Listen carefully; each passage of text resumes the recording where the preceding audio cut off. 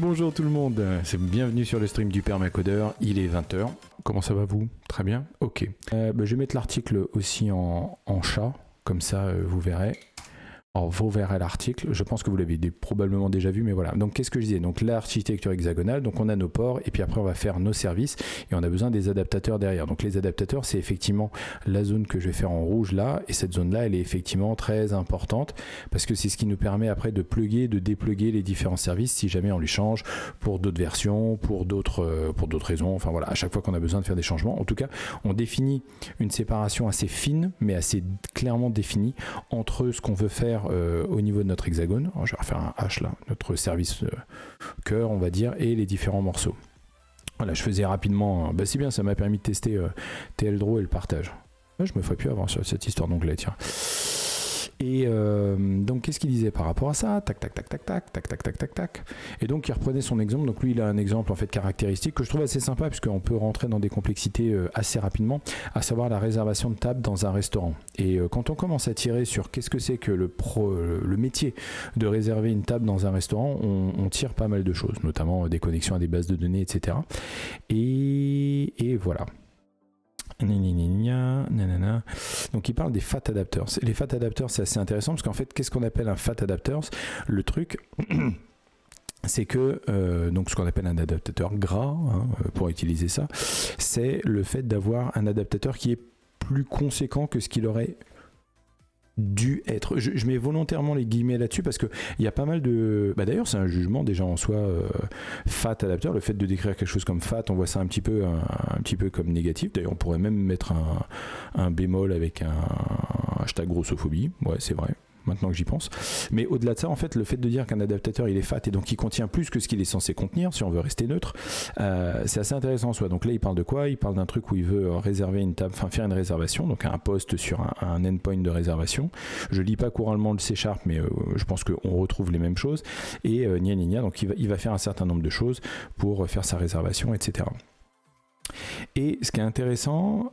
Alors là où que je retrouve mon morceau, oui voilà, c'est ça. Donc effectivement, les adaptateurs d'une manière générale, on essaie de faire en sorte qu'ils aient une complexité cyclomatique, donc à savoir le nombre de if, de conditions, etc. dans le code, qui soit relativement faible. Comme je vous l'ai dit, en fait, si on fait un adaptateur, on est censé avoir, c'est la partie rouge là, c'est censé être relativement fin, et donc de faire juste la partie pont entre le cœur du service et la partie service externe. On dirait presque un chat d'ailleurs, c'est ultra kawaii ce que j'ai fait. Et là en l'occurrence c'est pas le cas, parce que ce qu'il dit c'est qu'il atteint une complexité cyclomatique de 6. Donc 6 ça commence déjà à causer. Encore une fois, 1, 6, tout ça c'est des nombres. Après on peut y mettre des jugements de dire c'est trop gros, c'est pas assez gros, c'est trop complexe, c'est pas assez complexe. Moi je mets pas de jugement en l'occurrence. Et le truc c'est que lui, il sortirait en fait de cette définition-là. Et il y a quelque chose d'intéressant à faire, c'est qu'il dit, si jamais il devait vraiment baisser la complexité cyclomatique de son adaptateur, il serait obligé, donc je rentre pas forcément dans les détails, l'article est assez intéressant parce qu'il explique pas à pas tout ce qu'il est obligé de sortir, de factoriser, etc., d'utiliser un visiteur pattern notamment, donc des choses qui peuvent se faire en C#. Et voilà ce qu'il serait censé faire en fait, en termes de créer une classe avec la partie métier, vraiment purement domaine, où il dirait, je vais modéliser qu'est-ce qui se passe quand je fais une réservation et c'est un succès, qu'est-ce qui se passe quand je fais une réservation et que j'ai un invalid input, donc ce qu'on aurait avec un pattern matching ou un discriminated union type, etc. Donc, et il se retrouve avec toute une source de code. C'est quand même conséquent, j'ai pas envie de faire un word count là-dessus, mais c'est quand même assez conséquent. Juste pour respecter cette espèce de définition éthérée, j'ai envie de dire un peu théorique, de la complexité cyclomatique dans un adaptateur est censée être basse, sinon l'adaptateur est fat, il est gras. Encore une fois, avec tous les astérisques qui conviennent, n'est-ce pas? Et donc après, en fait, finalement, il retombe sur ses pieds s'il arrive à utiliser ça comme ça. Et Bon, ça, effectivement, à partir du moment où vous créez une classe spécifique pour la partie métier, vous rebranchez derrière, c'est pas vraiment la question, quoi. Mais en fait, il y a une question à se poser sur le gain. Enfin, vraiment, le gain que ça représente par rapport à tout ça. Et moi, j'ai effectivement... beaucoup de guidelines comme ça. Alors vous avez bien évidemment déjà entendu parler, surtout vous deux là, vous avez déjà entendu parler du dry, du wet, voilà, de toutes ces choses. Comment je vais pour sélectionner? Ah oui, ici c'est la flèche. De toutes ces choses, etc. Et en fait, moi j'en suis arrivé à me dire que en vrai, il n'y a pas de règle. Vraiment, là, j'ai vu passer des trucs, j'ai vu encore passer des trucs chez un de mes clients.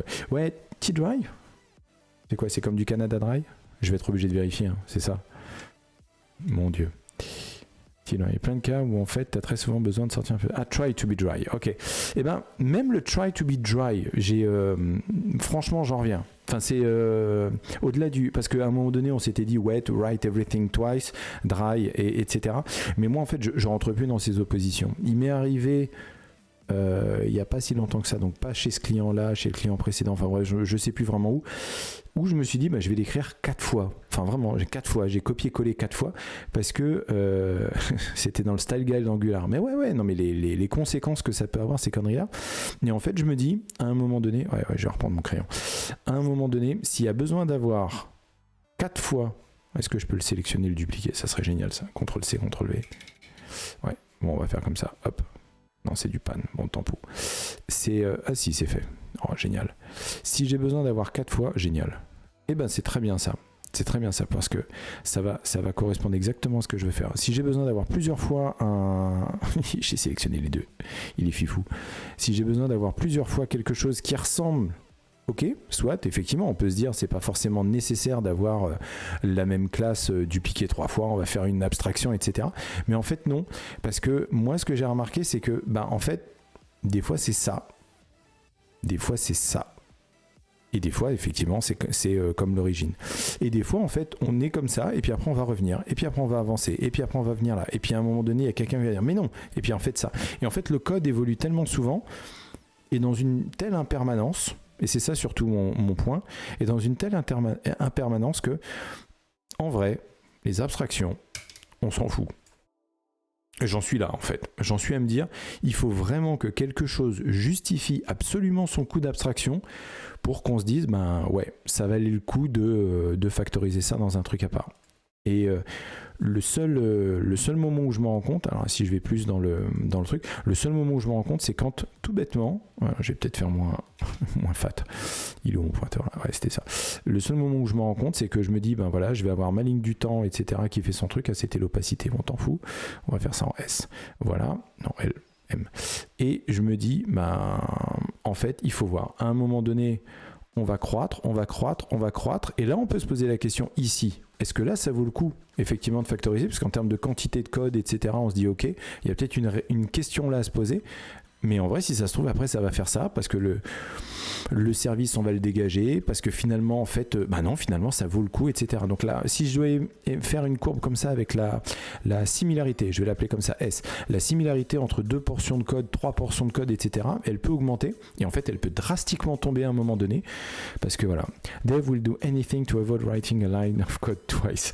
C'est exactement ça. C'est un peu, oui, on évite la thérapie, parce qu'à chaque fois, on va essayer de se dire, on va faire une abstraction, etc. Parce que le problème, c'est qu'en parallèle de ça, la grosse question, c'est qu'à partir du moment où... voilà, je suis bien. Donc, toujours sur ma ligne de temps. Et là, je vais faire tout simplement une courbe qui va être machin. Ça va être le coût. Donc là, je vais utiliser des euros. Les gens, ils écrivent des dollars. Mais moi, je vais faire des euros qui sont super bien écrits. Ça se trouve, le E, il est dans l'autre sens. On s'en fout. Et là, le truc, c'est que quand on commence à se poser la question, OK, ça coûte de plus en plus cher d'avoir des portions de code qui sont similaires, etc. Mais si on dit qu'on fait une abstraction, le coût, il fait ça. Le coût, il fait ça, parce qu'à un moment donné, il faut se poser la question de l'attraction, il faut la maintenir, il faut la documenter, etc. Moi, j'ai vu, je vois passer des trucs, et c'est encore pire quand on regarde des choses, alors je l'ai vu en Java notamment, avec les décorateurs, etc., où on se retrouve avec des décorateurs sur des décorateurs, sur des décorateurs, sur des classes qui sont elles-mêmes héritées de machin, dérivées d'eux, et là, je tape même pas sur Java, hein, tout le monde est pseudo-coupable de ça. Ça peut être, j'imagine, ça doit être le cas possible en Rust, etc., de se dire, oui, on va faire des traits, des implémentations, des dérivations, de la généricité, et ça part en drift, quoi. Et peut-être que c'est les gens de chez Go qui ont raison. Le fait de dire on va rendre tout ça extrêmement compliqué à faire, que c'est un peu comme Dark Souls, hein. Si à un moment donné tu te fais tabasser toujours par les mêmes ennemis au même endroit, c'est que le jeu il t'explique que c'est pas là qu'il faut aller, t'es pas assez haut level pour ça. C'est un peu la même chose, quoi. Si à un moment donné c'est compliqué et ça gratte de faire quelque chose, il faut pas le faire, ou du moins faut vraiment réfléchir au coup. Je disais la dernière fois, je vais virer ça, je disais la dernière fois que ça devrait, c'est pas le cas, donc ça devrait être difficile, douloureux de rajouter une dépendance. C'est ça que je veux dire en fait, c'est qu'à un moment donné ça peut être une bonne idée de rajouter de la friction aux endroits où c'est important qu'il y ait de la friction. Et par contre, tous les autres endroits où c'est bien de ne pas en avoir, il ne faut pas en avoir. Il n'y a pas de lézard, quoi. On ne va pas se faire mal et puis se flageller à chaque fois qu'on écrit une ligne de code. C'est pas ça l'idée. Mais voilà. Et donc cet article-là, il est très bien parce que j'aime bien Ploué parce qu'il est assez terre à terre. C'est à un moment donné, c'est ce qu'il disait au début, il se faisait un peu critiquer là-dessus.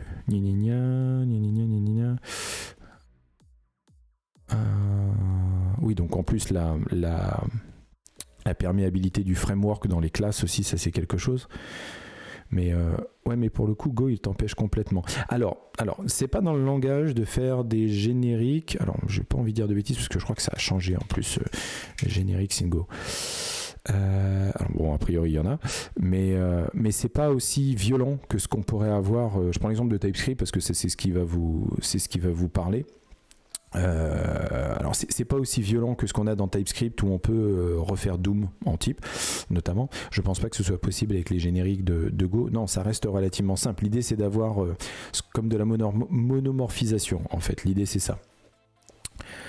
Décorateur, il n'y en a pas en Go. Non, là effectivement ce que je mentionnais c'était ce que j'avais vu en Java, en Spring en l'occurrence. Mais et je pense qu'ils ont une approche assez saine d'esprit, notamment Go. C'est pas mon langage de prédilection en l'occurrence, mais ils ont cette approche effectivement extrêmement terre à terre de just code en fait et pas te prendre la tête. Et ce qui peut être effectivement relativement rassurant. Ça peut être bien des fois. Ouais, ça peut être bien. Donc non, très bon article. Je voulais commencer là-dessus parce que il y a largement de quoi dire. Il y a largement de quoi faire. N'hésitez pas d'ailleurs. Je pense que on est tous un peu tombés dans la caricature de. Alors, est-ce que je peux l'avoir comme ça? Principal. Ouais, très bien. Je pense que j'avais dû l'écrire comme ça. Les principes solides. Je pense que c'est comme tout en fait, c'est important de les connaître, l'open close principle, le single responsibility principle, ça c'est celui que je matraque la plupart du temps, etc. Et par exemple, le principe de substitution de Liskov qui m'a mis super longtemps à percoler, Barbara Liskov, c'est pas spécialement une bonne idée non plus. Voilà, ça fait partie des trucs où il faut réfléchir. Et puis souvent on peut se prendre les pieds dans le tapis, quoi. Notamment avec l'inversion de dépendance. Dry, ça devient ironique avec le temps. En essayant d'éviter de se répéter, au final, les changements provoquent plus d'impact et de facto qu'une implémentation naïve. Ouais. Et tu hallucinerais, et je pense que tu hallucines déjà, du fait d'à quel point c'est répandu. Rien que la manière de penser ça. Le fait de dire, on va faire une abstraction pour éviter, comme tu disais, d'écrire des lignes de code. Ça en devient la caricature de ce que c'est censé être. Parce que Dry, c'est censé être quelque chose qui économise du temps et de la maintenance et de l'argent, en fait, au final, parce que tout est argent. Oui, malheureusement, tout est argent d'une certaine manière, et notamment dans le pro. Et ouais, non, c'est assez violent, effectivement. Le truc, c'est que c'est partout. En vrai, c'est partout. Et c'est partout comme on peut voir, j'ai encore entendu, on va tester après quoi, on va coder, on va tester après. C'est le genre de débat où on se dit on va gagner du temps avec les abstractions, on va gagner du temps en ne testant pas, et puis après on se prend les pieds dans le tapis, et puis après on doit maintenir l'abstraction, et puis après ça leak, et puis après les gens ne discutent plus, et ça devient vraiment compliqué quoi. Issue, couplage trop fort entre deux features, mais ça c'est horrible, c'est vraiment horrible. Et c'est très, je vais reprendre mon télo, c'est vraiment pervasif, justement, notamment quand on a un canevas blanc et qu'on peut se permettre de mettre des flèches et des machins. On va se dire, ah oui, mais attends, alors non, c'est ce que je vais faire, c'était écrire. Ouais. On a cette zone-là où on va avoir des secrets. Un sujet qui m'intéresse en ce moment, c'est les secrets. On va avoir des secrets là. Et puis on va avoir cet endroit-là, et puis on va avoir des secrets là. Et puis on va avoir des endroits là, et puis on va mettre des secrets là. Et là, il y a quelqu'un qui arrive et qui prend un PowerPoint, qui met ces trucs-là et qui dit, bah oui, bien sûr, on va mettre un vault. Et donc, on doit tout repenser derrière pour se dire, ah oui, maintenant, ça doit référencer le volt, ça doit référencer le volt, ça doit référencer le volt. Horrible. Horrible. Parce que ça a l'air toujours d'être une bonne idée quand on fait un diagramme. Et puis après, il faut le maintenir. Peut-être que c'est pas justifié. Peut-être que ça peut être justifié, je vais le faire en rouge là. Peut-être que ça peut être justifié que ça utilise un volt. Peut-être que ça soit justifié que ça n'utilise pas un volt. Peut-être que ça, tout simplement, ça a besoin d'avoir des variables chiffrées dans GitLab. Peut-être que ça a tout simplement besoin d'un SOPS. Ok ? Si vous ne connaissez pas SOPS, je vais ouvrir un nouvel onglet. Ça a besoin d'un SOPS avec les secrets chiffrés et des passkeys. Le problème, c'est ça. C'est que quand on commence à rajouter des logos sur un truc, etc., c'est le marteau de Maslow. Tout finit par ressembler à un clou. On met un volt, tout finit par devoir discuter avec le volt. Et puis on va rajouter ça, et puis on va rajouter autre chose, etc. Ça, c'est un vrai sujet. Et d'ailleurs, vous savez quoi, je vais vous mettre un lien. Ouais, de toute façon, je vais peut-être faire plus tard ce soir. Donc, je vais me permettre de gloser davantage. Nous, on discute beaucoup platform engineering chez Whiskel. Ok ? Et notamment, et ça, je remercie mon CTO, Pablo Lopez, d'en avoir parlé, et je l'avais pas vu. Ça, c'est l'article de chez Spotify, notamment, qui parle de, parce que Spotify, ils sont vachement engagés sur le platform engineering, avec Backstage, etc. Et ils ont parlé des Golden Path. Alors, les Golden Path, c'est quoi ? C'est comment, en termes d'équipe, plus vraiment infra, mais platform engineering, on définit le chemin idéal, donc le Golden Path, pour implémenter des services, ok ? Donc l'idée c'est de dire, ok, donc par rapport à tout ce qu'on a, un service, si on veut créer un nouveau service, de quoi il devra avoir besoin chez nous ? Bon, on imagine qu'il va avoir besoin d'une base de données, donc plutôt PostgreSQL. Super intéressant le drive à des niveaux plus haut de l'archi. Ouais, non, c'est clair, c'est un élément de réflexion énorme. Et donc ils se disent, voilà, on veut une base de données PostgreSQL, on veut du compute, peut-être qu'on a un computer as a service, ou alors qu'on est plutôt Kubernetes, et dans ce cas-là, on va avoir des templates de chart. On a besoin de sécurité, donc on va faire, je sais pas, peut-être un HashiCorp Vault, ou alors du SOPS, ou alors whatever, ce que vous voulez, etc. Et l'idée, c'est de définir en fait un Golden Path, donc qui va être empiriquement, ça c'est vachement intéressant, je vous le mettrai l'article, empiriquement intéressant, de définir en fait le chemin idéal, ok ? Pas de souci. Donc dans le catalogue de services du platform engineering, donc on parle plus d'équipe infra, on parle plus d'équipe d'ops, etc. On se dit, ok, on définit quel est le Golden Path, vraiment quel est le truc idéal. Donc là, je prends l'exemple, eux ils montent avec Backstage parce que c'est leur outil open source qu'ils ont défini, qu'ils ont créé pour ça.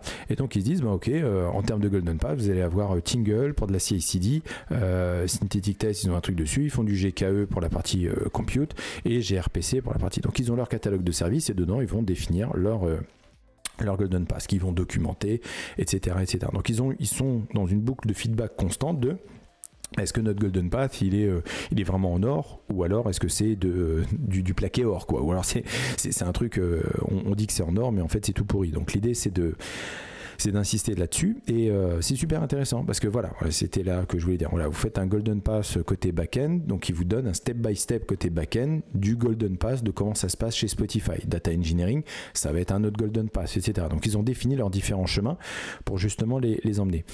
Mais ça, en fait, si on reprend nos histoires de Vault, de machin, etc., c'est super intéressant en fait parce que l'idée derrière, c'est de se dire, c'est pas de la prescription d'un archi quelconque, hein. Moi je suis archi à la base, donc je suis dev, mais je suis dev archi main dans le cambouis. C'est pas un archi qui doit être prescriptif avec son niveau satellitaire, comme on dit souvent astronaute, de dire il faut un volt, et donc on met un volt et tout doit brancher sur le volt, parce que comme ça fait qu'une seule licence à acheter. Non, ça c'est une connerie absolue, ça il faut pas faire ça va créer de la toxicité. Non, il faut être pragmatique. Qu'est-ce qui fonctionne dans les différents projets, etc. Qu'est-ce qui ne fonctionne pas? Et comment on définit, on déduit le Golden Path. Le Golden Path, il est censé être pragmatique à la base. Si vous arrivez, que tout le monde utilise du PostgreSQL et que vous dites, on va rationaliser, on va mettre du Mongo, ça va pas bien se passer. De la même manière, si vous arrivez et que vous dites, tout le monde fait du PostgreSQL avec du JSONB, etc., en termes de table, etc., ça peut ne pas être une bonne idée de mettre du Mongo. À un moment donné, il faut aussi être pragmatique sur ce que les gens ils utilisent, ce qu'ils ont comme compétences et ce que vous êtes capable d'offrir comme service. Et après, si quelqu'un veut sortir du Golden Path, donc ils ont toute une section là-dessus. J'ai pas relu l'article pour vous le partager, mais si jamais vous sortez du Golden Path, littéralement, vous sortez du Golden Path, vous sortez du chemin qui est recommandé, et ça peut être parfaitement normal. Ça peut être parfaitement normal dans une entreprise où il y a du React partout, de faire du Vue.js, et réciproquement. Parce qu'à un moment donné, votre cas d'usage, j'allais dire leverage, mais j'ai pas envie de faire mon galancière, tire parti, voilà, français, tire parti des fonctionnalités de cette brique-là en particulier. Donc je ne sais plus comparativement Vue.js versus React, c'est pas ça la question. Data engineering, c'est peut-être plus intéressant d'avoir un cloud sur Google parce qu'ils ont BigQuery, etc. Voilà. Alors que côté AWS et Azure, vous êtes peut-être moins satisfait, ou du moins c'est peut-être moins les best practices qui vont là-dessus, etc. etc. Donc, ouais, je pense que c'est important. Si je peux vous donner ce petit tidbit-là aujourd'hui à réfléchir, ouais, le drive au niveau architecture et le fait tout simplement de prendre du recul et de faire preuve. Et là, mais ça me tue, ça. C'est fou à quel point les gens, en général, les entreprises, les organisations ne sont pas pragmatiques. Je pense qu'on aurait besoin d'être encore plus libéral que ça. C'est vraiment se poser à chaque fois la question, c'est quoi le ROI ? C'est quoi le ROI de cette abstraction ? C'est quoi le ROI de ce Vault ? C'est quoi le ROI de SOPS ? Voilà. Ça, on le fait pas assez. Ça me gonfle. Et je vous le mets. Je vous oublie pas. Le chat. Ouais. Non, Spotify, ils ont fait vraiment des trucs intéressants et nous qui sommes bien placés là en termes de plateforme engineering chez Whiskel, plateforme Con, le 16 octobre 2025, prenez vos places. Ouais, il y a de quoi faire. Et je suis très content en fait d'être passé du côté un petit peu micro des port and fat adaptators là, de Ploe, et donc de cet aspect de réflexion, d'inversion de dépendance, de dry, etc. Et donc de prendre du recul sur la partie abstraction, etc. Et de monter jusqu'à un niveau vraiment élevé avec les Golden Pass côté Spotify. Si ça peut être un élément de réflexion et d'alimentation du débat, moi je suis pour. Ah ouais, mais Marc, c'est Insta-read. Enfin, je veux dire, il y a un article de Ploe qui sort, je vais le lire, même si des fois je saigne des yeux avec C# parce que ça me sort par les yeux. Je sais pas pourquoi d'ailleurs, il faudrait que je fasse une thérapie pour me rendre compte d'à quel point ça me sort par les yeux. Là déjà, je vois pas d'accolade entre après le if, ça m'en fout. Non, Stéphane, on se calme. Mais non, vraiment, j'adore ce type, j'adore ce qu'il fait. Je pense qu'il faudrait que j'achète Code That Fits in Your Head. Je pense que c'est déjà rien que le titre, Code That Fits in Your Head. On est vraiment sur une promesse, ou en tout cas une prémisse, qui est que ouais, l'idée c'est d'avoir du code qui soit suffisamment sain d'esprit pour rester dans votre cerveau. Et vraiment, le titre me suffit déjà comme élément de réflexion. C'est ouf.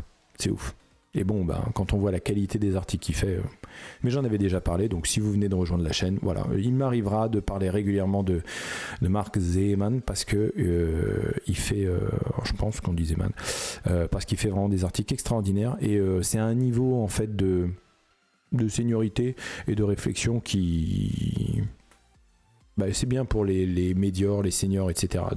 En termes de provocation. Là, on challenge l'architecture hexagonale. Voilà. Souvent, l'architecture hexagonale, c'est vu comme le nouveau Messi. En fait, on parle d'architecture hexagonale. Il y a des très bons talks là-dessus. Il y en a un très bien de Julien Topsu là que j'avais vu à Torrentech, il me semble.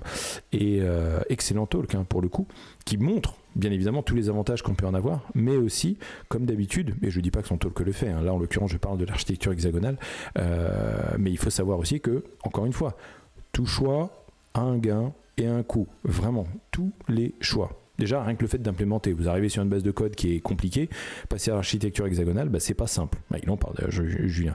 Mais c'est pas simple. Ça a des gains, bien évidemment en aval, mais c'est pas simple. Et puis il faut avoir la liberté de le faire. Mais ça m'alimente aussi sur ma radicalité de tout est maintenable. Tout est maintenable. Je veux pas entendre parler d'un logiciel qui est pas maintenable. Vous me donnez le pire monolithe en COBOL possible, et en vrai, je m'y mets. Il n'y a pas de souci. Si vous êtes à Devox, il y a des collègues qui font un deep dive de 3 heures sur les dérives de l'Exa. Ah ouais, attends, c'est le thème. Vas-y, on cause, ce soir, il n'y a pas de problème. Talk Devox. Ah, regardez ça. Non, ça c'est moi, ça. On va arrêter par jour. Est-ce que je peux le faire directement avec... non, je vais pas le faire comme ça. MongoDB, HTMX et Web... il y a Horacio Gonzalez qui fait un... Oui, c'est vrai, je l'avais vu qu'il faisait... Mais je ne savais pas que c'était un hands-on. Très bien. C'est bien. Donc dans ce cas-là, j'aurais pas trop forcé sur HTMX. Je sais qu'Horacio sera déjà passé par là. Kodak Upali, Full Stack Memory, les restos... génial. Julien Brio, il fait un deep dive là-dessus. Ok, non, c'était pas ce que je voulais voir. On va voir un jeudi. Comme ça permet de faire un tour d'horizon des confs. Pourquoi ça se met pas à jour? Bah alors? C'est mon truc qui bug? Ah! Le front du Devox qui plante? Bon, bah tant pis. Alors je vais faire autrement. Est-ce que je peux faire par... Les trucs qui sont un petit peu... Alors attends, on va faire deep dive. Là, je peux peut-être l'avoir, là. Alerte, tout brûle, maîtriser les incidents techniques. Ah, il y a Orgeek, c'est vrai. Bon, ça, c'est Whiscale, forcément, on parle plateforme générique. Non, c'est pas ça. Mainframe, les effets indésirables de nos clean archi. Ah, bah oui, bah il y a Yann Shepens. Bah oui, t'aurais dû me dire direct. Alors, ces dernières années, les pratiques de neurones, clean code, il y a un domaine dit domaine nanana, les langages comme Java, les freins, mais les représentants, c'est en principe by design, ou d'architecture hexagonale. Effectivement, il est probable que vos yeux saignent la vue de bon nombre d'implémentations.